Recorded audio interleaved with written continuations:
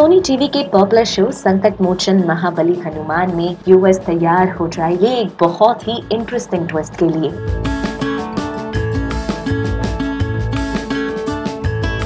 हमने देखा कि किस तरह लव और कुश श्री राम के अश्व को बंधी बना लेते हैं, जिसके बाद उन्हें शत्रुघ्न का सामना करना होता है। शत्रुघ्न और लव और कुश दोनों ही एक दूसरे से युद्ध के लिए तैयार हो जाते हैं, क्योंकि शत्रुघ्न के दिए हुए आह्वान के बावजूद लव और कुश अश्व को नहीं छोड़ते। वो श्री राम के बारे में बुरा भला बोलते हैं। शत्रुघ्न और लव और कुश के बीच तीर की युद्ध होती है, लेकिन फिर शत्रुघ्न के सब्र का बांध टूट जाता है और फिर वो नन्हे लव और कुश के खिलाफ अपने पवन अस्त्र का इस्तेमाल करते हैं। लव और कुश दोनों ही इतने भी बलशाली नहीं कि वो पवन अस्त्र का सामना कर सके, भले ही दोनों बहुत प्रयास करते हैं।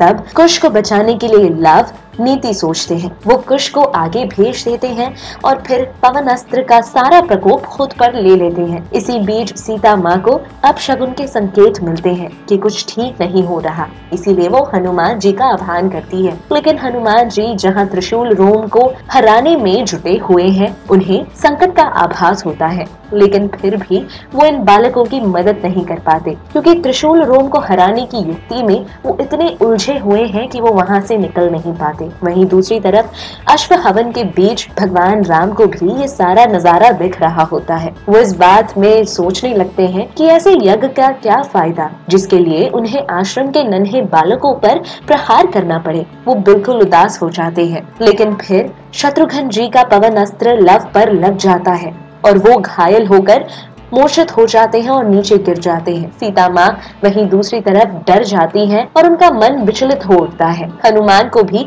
किसी अपशगुन का आभास होता है, लेकिन फिर त्रिशूल रोम अपनी गुफा में उन्हें उलझाए रखते हैं और हनुमान जी इनसे जूझ रहे हैं।